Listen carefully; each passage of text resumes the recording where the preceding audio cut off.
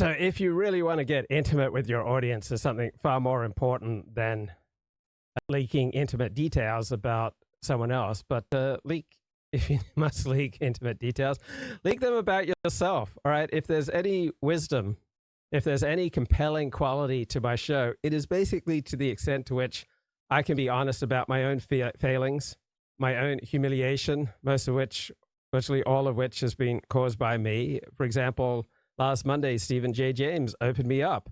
And I talked about there was one day in 1992, I developed this embarrassing yearning to be Dennis Prager's best friend. And I felt a jealousy of Dennis Prager's closest friends. And then I felt an embarrassment about my about my emotional neediness, followed by the realization that, Dennis Prager would never, could never, should never become best friends with someone as messed up as me. And these feelings lasted about an hour or two, but I've never forgot how embarrassing they felt. In fact, I've never ever told anyone about them till I spoke to Stephen James on Monday. So I don't think that yearning to be Dennis Prager's best friend has ever returned, but it was important to me from 1990 to 1994 to be Dennis Prager's #1 fan. Right? I was his #1 customer to buy his tapes and his newsletters, and I sent them out to all my friends. And I finally met Dennis Prager. I went to shul with Dennis Prager. I calmed down as I made genuine friends in the Dennis Prager community.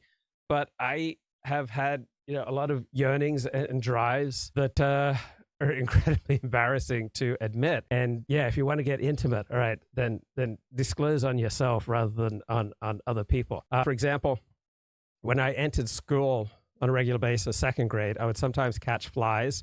I grew up in Currumbong, which in the Aboriginal language means the place of the flies. It's about 2 hours outside of Sydney. And I would often catch flies and then remove one wing. And I'd watch the fly, buzz around on my desk. And it reflected that there is a sadistic quality in me. And I think in my early years of blogging, all right, I exhibited some of that sadistic quality. I hope that it is diminished with age and with my own experience of humiliation. And I don't see how confiding about one's struggles and weaknesses and humiliations is really maladaptive. It's not keeping me from building the life that I want, right? If I'm going to have anything valuable to impart, it has to begin with this keen sense of the number of times that I've just completely screwed up, the number of times that I've been driven in destructive ways.